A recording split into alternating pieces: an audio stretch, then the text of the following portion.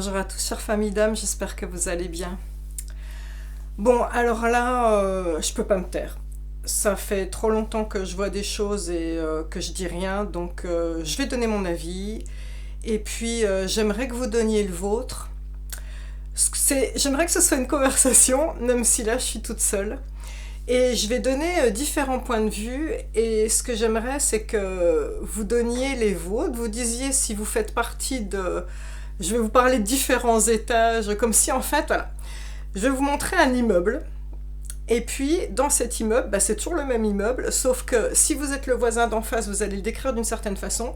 Si vous habitez au premier étage, vous allez le décrire d'une certaine façon. Si vous habitez au tout dernier étage, vous allez le décrire d'une autre façon. Et donc moi, je voudrais vous parler de la crise des agriculteurs en ce moment comme un immeuble et de vous donner plein de points de vue. Vous donner le mien aussi. Et j'aimerais avoir le vôtre, s'il vous plaît, avec bienveillance. L'idée, c'est que ce soit un échange et qu'on réfléchisse ensemble sur où part ce monde, en fait. Je pense que on est tous plus ou moins d'accord sur certaines choses. Après, dans le détail, c'est là que ça va être intéressant de voir dans vos commentaires.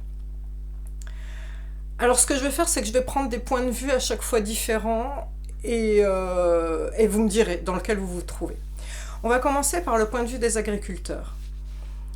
Je suis en colère depuis très très longtemps et nous sommes tous en colère depuis très très longtemps parce qu'on sait ce qu'ils sont en train de faire avec les agriculteurs.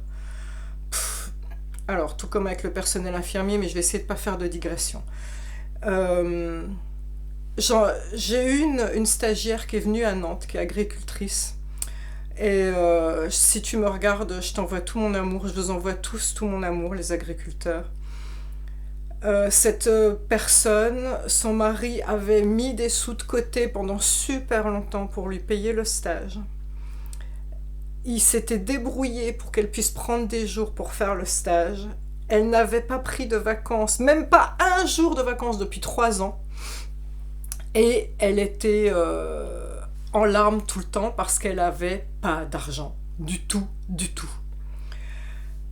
Moi, à un moment, ce monde-là qui marche sur la tête, quand est-ce qu'il va comprendre qu'il faut que les choses soient justes et que ces personnes qui sont là pour faire ce qu'il y a de plus important, à savoir nous nourrir, on les laisse crever volontairement jusqu'à les amener au suicide. Pourquoi volontairement ? Moi, je suis désolée, mais excusez-moi, mais en 2008, au moment de la crise là, des subprimes, quand toutes les banques ont fait faillite, l'État a trouvé des sous pour les renflouer. Les dettes ont été effacées, soi-disant même qu'on disait qu'on allait peut-être prendre chez les petits épargnants pour combler les dettes. Ah oui, alors quand ça arrange la haute finance, parce que comme par hasard l'élite fait partie de ça, là on trouve pour renflouer. Mais quand on a besoin de trouver des sous pour des personnes qui sont hyper importantes dans notre vie, là on n'en trouve pas. Alors pourquoi on n'en trouve pas ?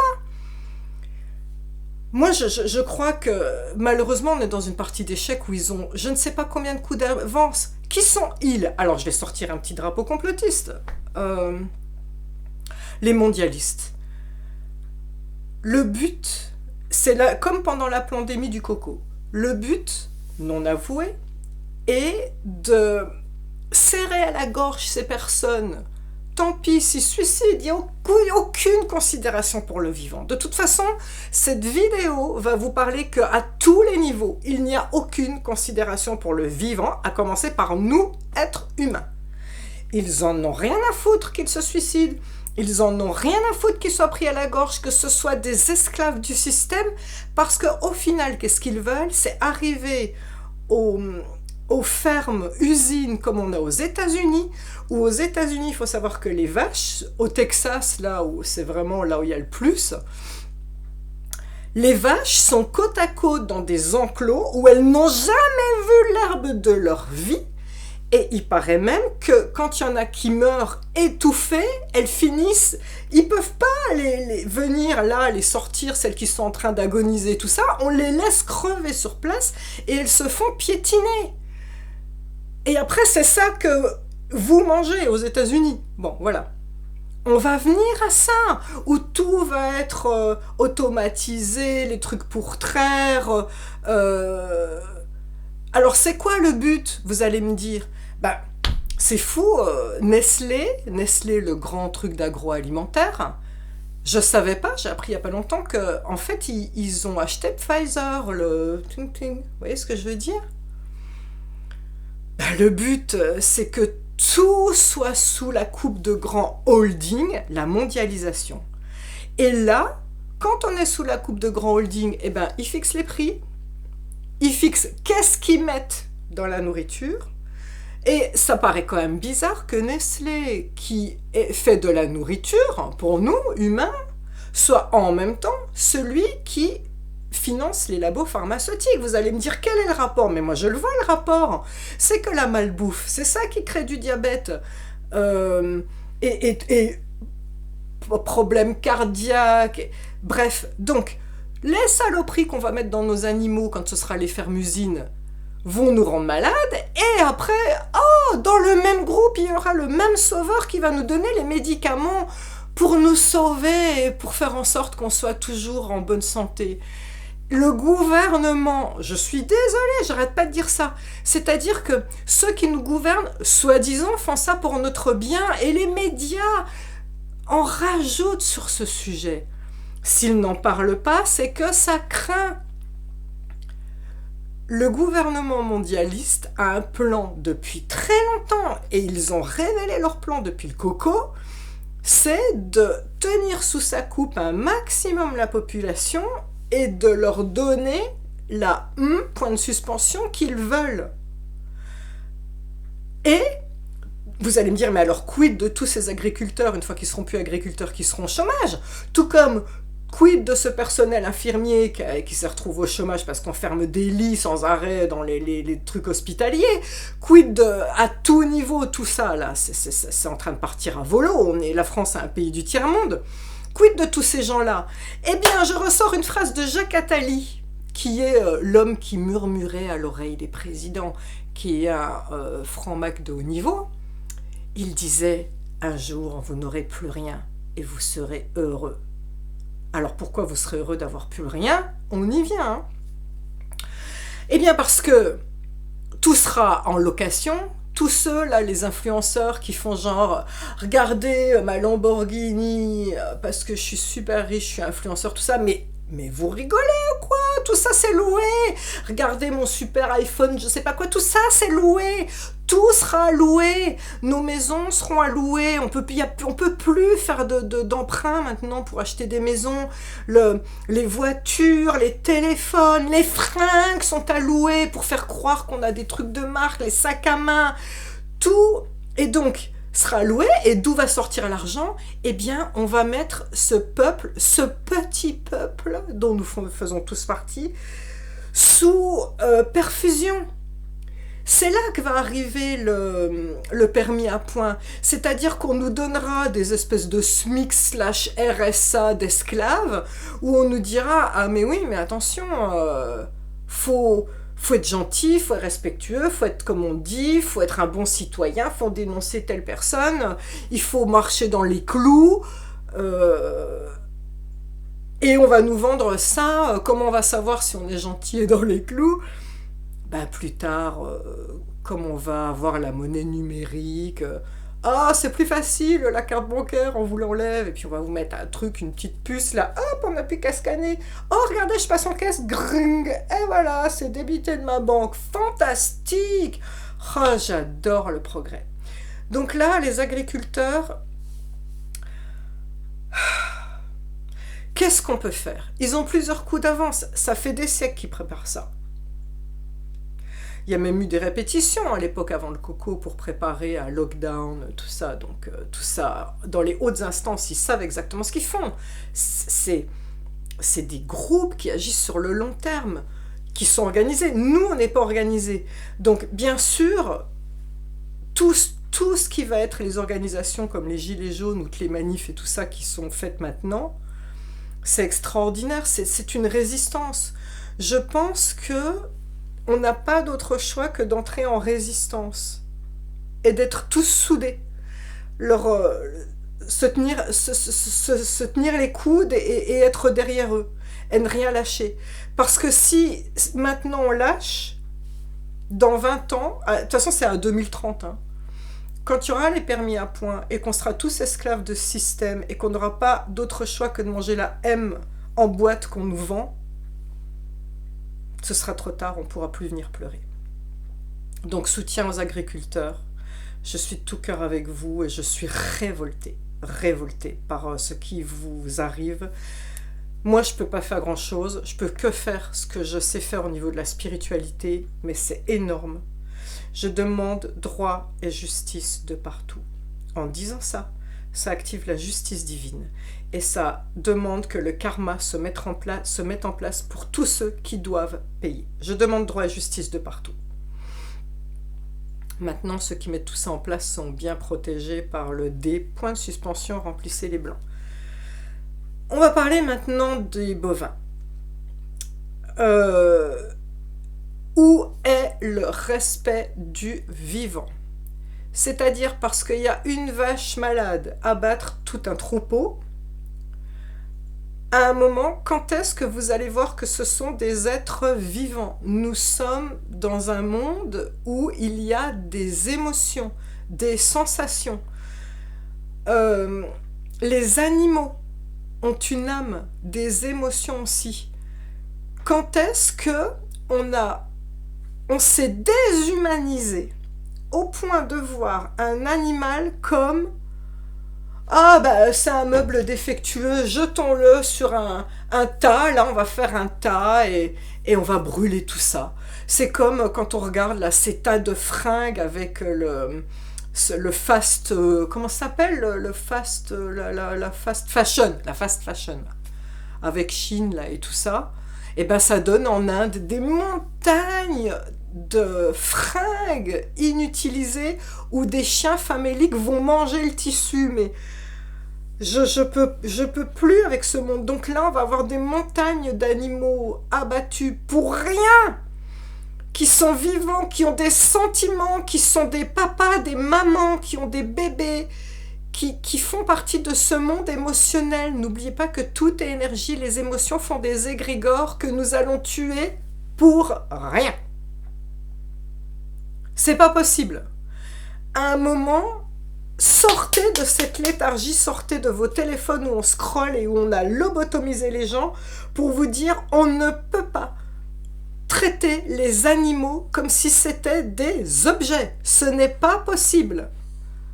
Maintenant, quid des vétérinaires qui les abattent ou des CRS qui vont contre les agriculteurs? Je vais donner d'autres points de vue. Alors, ce monde de mondialisation, il a très bien compris les choses, hein, c'est qu'il faut hiérarchiser. C'est-à-dire qu'il y a un grand patron qui va donner un ordre à une personne, à son N-1, en lui disant « tuez-les tous ». Le N-1 va répartir encore à ses lieutenants, qui va répartir encore à d'autres.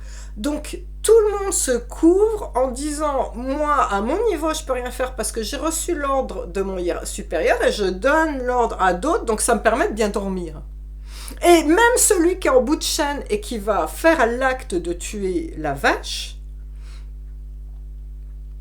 eh bien, il y a deux choix à ce niveau-là. Il y a deux choix, je vais revenir à la pandémie avec le coco, et je vais refaire la métaphore par rapport au personnel soignant. Il y a, j'ai pas le choix, il faut que je le fasse parce que sinon je perds mon boulot. Et c'était le cas pendant le coco aussi, au niveau de, s'ils ne se faisaient pas picouser, ils perdaient leur boulot aussi. Mais j'en connais plein, moi, du personnel soignant qui a refusé de se faire vax et qui a été réintégré dans les équipes il n'y a pas si longtemps. Alors oui, vous avez des enfants, oui, vous allez crever la dalle et tout ça. Donc deux solutions. Vous pouvez dire, j'ai pas le choix, faut bien que je mange. Et c'est tout à fait honorable. Ça se comprend, vous êtes pris à la gorge, tout comme ces agriculteurs sont pris à la gorge. Maintenant, dans ce fameux immeuble, il y a un autre point de vue quand même. Il y a le point de vue du mental et au quotidien comment on vit. Et il y a le point de vue du salut de notre âme. Et là, c'est là qu'on comprend pourquoi pendant la guerre de 39-45 il y avait des résistants et pourquoi certains personnels soignants ont refusé de se faire picouser ou pourquoi certains CRS ont posé leur bouclier et leur matraque en disant je n'y vais pas, tant pis si je me prends un blâme et tout ça. C'est parce que ces personnes parlent du point de vue de l'âme. Pour ceux qui croient qu'il y a une vie après la mort, et moi je crois qu'il y a une vie après la mort, sachez que nous sommes éternels, c'est-à-dire que notre âme, une fois qu'on meurt, elle va se réincarner dans un autre corps, dans une autre vie de quelqu'un d'autre, et elle va vivre d'autres vies, et puis ainsi de suite, et voilà, et le but étant de s'améliorer, afin d'atteindre l'éveil. Bref, parenthèse fermée. Moi, personnellement, je me suis fait attaquer, j'ai fait une vidéo sur il n'y a pas si longtemps parce que je dérange.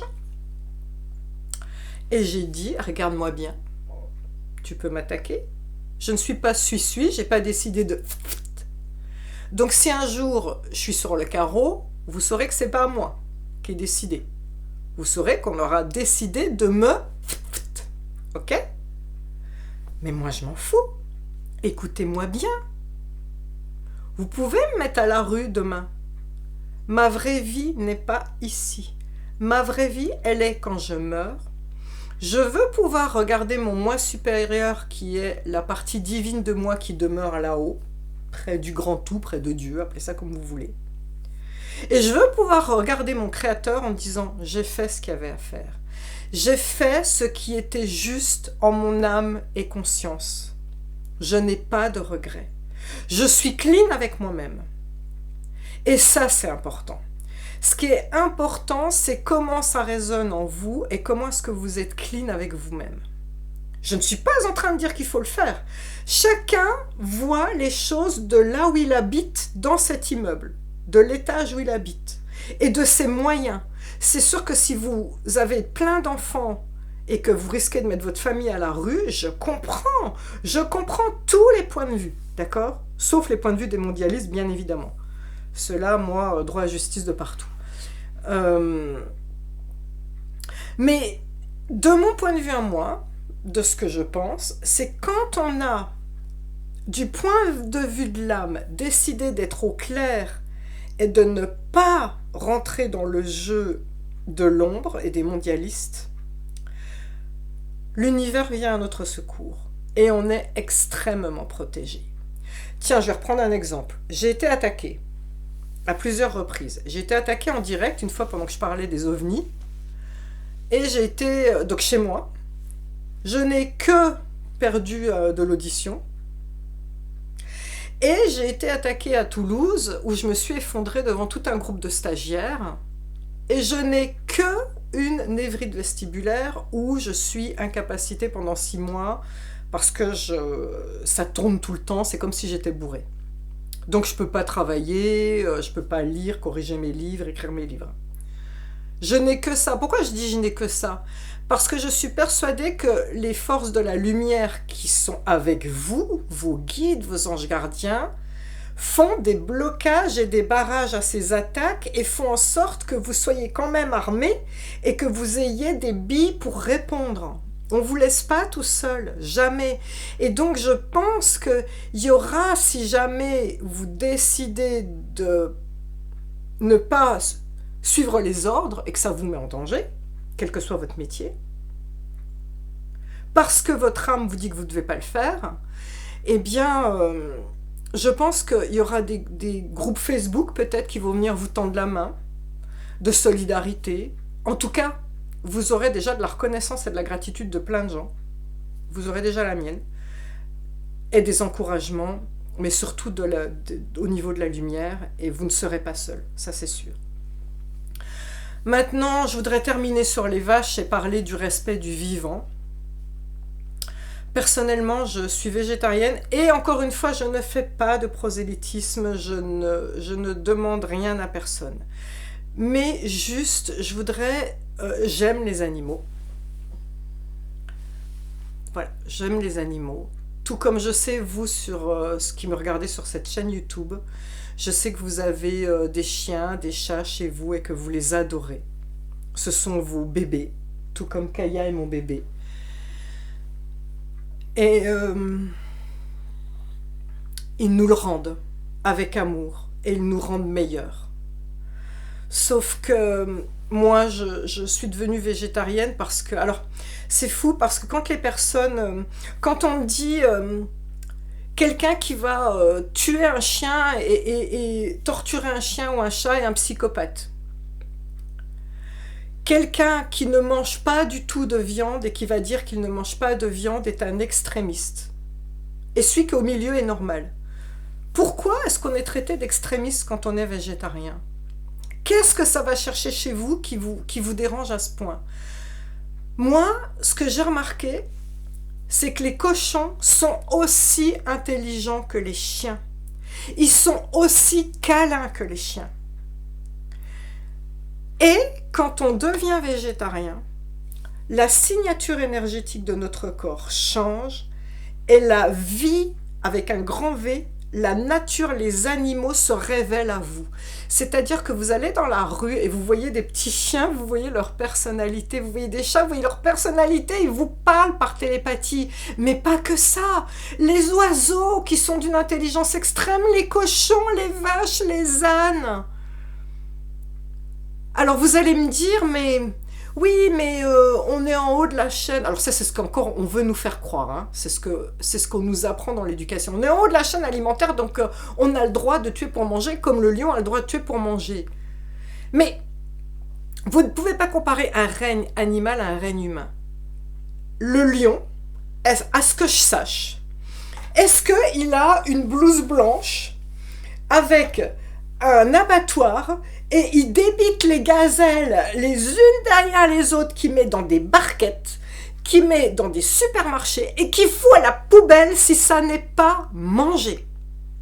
Non, le lion mange par nécessité. Donc oui, nos ancêtres qui allaient chasser et qui mangeaient par nécessité ou qui avaient leur troupeau de moutons et qui nourrissaient le village par nécessité, oui, il y avait du respect du vivant. Les moutons étaient dans les prés, ils étaient amenés dans les pâturages, il y avait un vrai respect du vivant. Oui, oui à tout ça. Moi, je n'ai rien contre quand on sera dans ces fermes-usines où il n'y a pas de respect du vivant, il n'y a même pas de respect des agriculteurs, il n'y a pas de respect des pauvres employés qui vont être dans ces fermes-usines. Et encore moins de respect des vaches, où tout est déshumanisé du début du process à la fin en barquette, où quand c'est pas bouffé, c'est mis à la poubelle. Mais nous sommes des robots, nous n'avons plus d'âme. En fait, ce que je suis en train de vous faire comprendre, c'est qu'à tout niveau de ce plan, de cet immeuble que je vous ai donné, il y a deux options. Choisissez-vous l'option de la déshumanisation, à différents niveaux de l'échelle. Choisissez-vous le niveau de l'âme, de je regarde qui tu es, je vois l'humain en toi, je vois le vivant et je respecte le vivant. Moi, je ne mange pas de viande. Pourquoi? Et encore une fois, je demande à personne de me suivre. Mais parce que si je mange un bout de viande, alors déjà, il faudrait le faire sous la torture, hein, me le faire sous la torture. Mon corps va se mettre à vomir instantanément, comme si vous me demandiez de couper un bout de la cuisse de ma fille pour la manger. Mon corps refuse en bloc. Je peux vous le dire parce que c'est un point où je suis devenue malgré moi végane, dans le sens où s'il y a du fromage caché dans quelque chose et qu'on ne me le dit pas, je vomis, je suis malade, mon corps le rejette. Mon âme sait qu'elle est tellement connectée aux vivants et aux animaux et à la beauté de ce qui sont là pour nous apporter, pour nous faire grandir et nous apporter l'amour. Tiens, dog, chien, dog égale God. Les chiens, c'est le regard de Dieu. Et les chats, c'est l'âme de Dieu aussi. Ben, les animaux sont là pour nous montrer c'est quoi l'amour inconditionnel. Regardez toutes les vidéos des animaux à tout niveau, que ce soit chez les lions, chez les loups, chez n'importe quel, les ratons laveurs, j'en sais rien, chez n'importe quelle espèce, vous regardez comment ils se comportent entre eux, c'est l'amour et l'entraide.